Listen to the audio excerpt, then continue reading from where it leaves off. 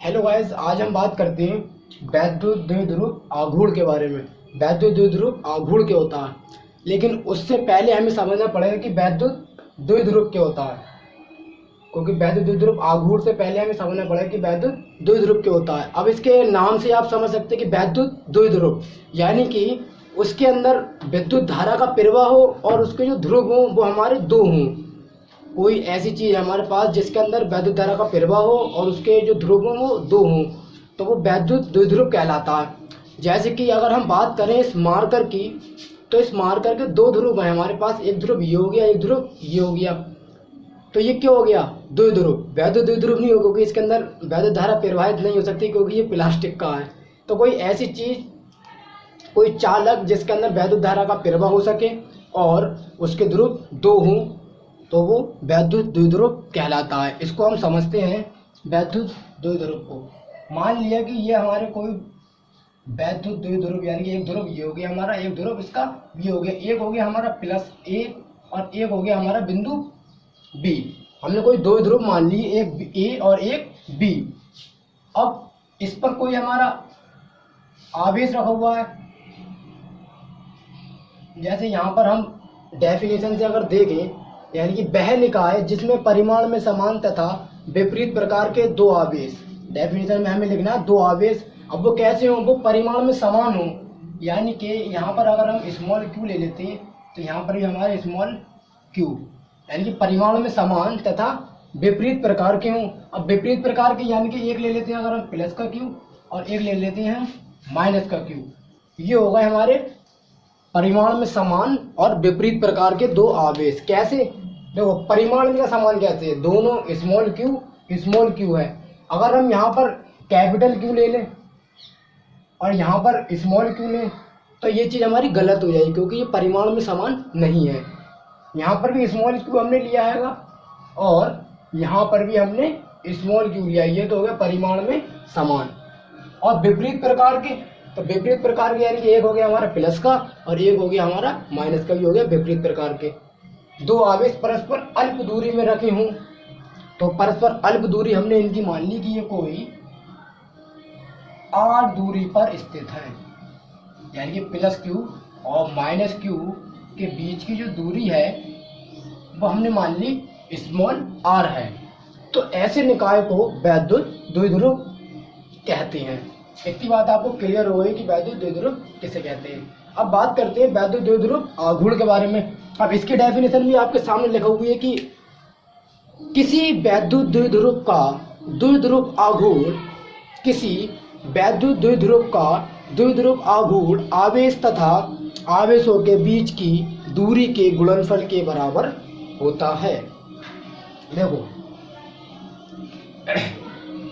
अब इसी की तरह हम वैद्युत द्विध्रुव आघूर्ण का एक चित्र बना रहे हैं, इसको समझिएगा आराम से। ए बी, ठीक। अब इसके बीच में कोई मध्य बिंदु हमने यहाँ पर मान लिया बिंदु ओ। अब कैसा आवेश आएगा? एक पर प्लस का क्यू हो गया और एक पर हमारा माइनस का क्यू आवेश हो गया।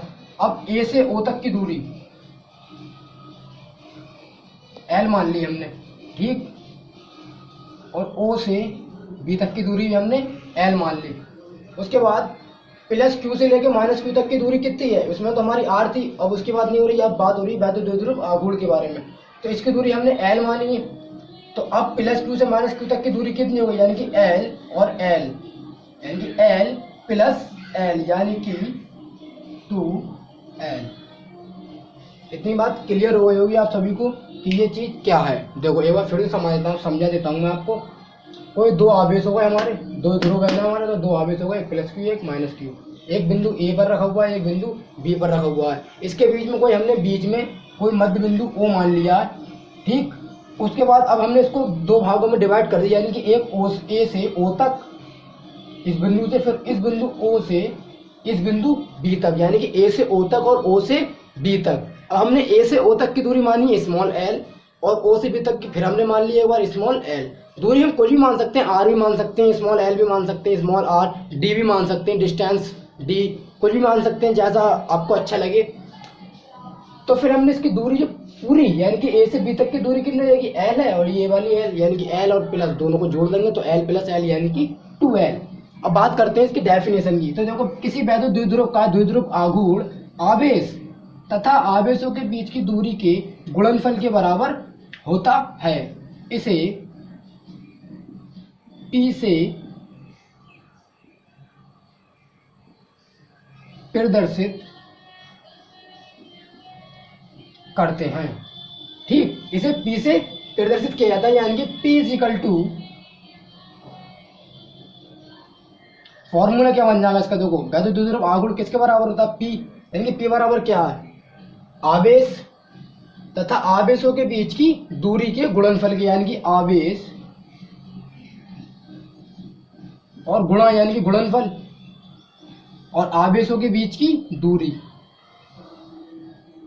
आवेशों के बीच की दूरी। ठीक, अब इसको आप गणितीय रूप में लिखना चाहें तो P इज इक्वल टू, अब आवेश कितना है, दोनों समान आवेश के हैं, आवेश परिमाण में समान होना चाहिए यानी कि क्यू, तो आवेश कितना है इसका, यानी कि स्मॉल क्यू, और इनटू अब आवेशों के बीच की दूरी। अब बात हो रही है दोनों आवेशों के बीच की दूरी कितनी है, ये वाला आवेश प्लस क्यू से माइनस क्यू तक की दूरी, जो टोटल दूरी है वो कितनी है, एल नहीं है 2l, क्योंकि एल और प्लस एल यानी कि 2l। तो डायरेक्ट इसका जो फॉर्मूला है P is equal to Q into 2l, ये हो गया इसका जनरल फॉर्मूला। इसका मात्रक की बात करें अगर हम, तो मात्रक Q का यानी कि कूलाम, और L क्या है, डिस्टेंस है, यानी कि किस में नापते हैं, मीटर में, यानी कि कूलाम मीटर। ये तो हो गया इसका मात्रक, SI मात्रक, कूलाम इनटू मीटर। इसकी विमा की बात करें अगर हम,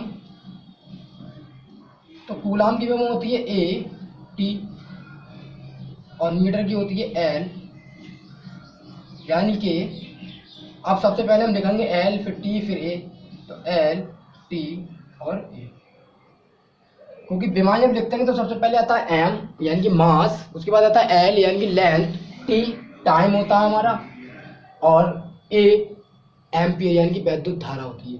तो सबसे पहले हम लिखते हैं M L T A, तो इसमें क्या है M लेंगे तो हमने लिख दिया L T A, मात्रक हो गया इसको, इसकी बेम हो गई।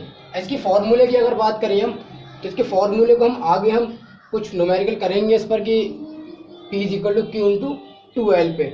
ये बहुत इंपॉर्टेंट फार्मूला है, इसके अंदर नीट IIT JEE वगैरह में भी इस पे क्वेश्चन आते हैं, क्योंकि इसकी खास बात ये है इस फार्मूले की, उसके अंदर हमें जो दूरी दी होती है बस वो दूरी ही सब कुछ होती है, क्योंकि 2l आता है ना दूरी के अंदर, L प्लस L 2l।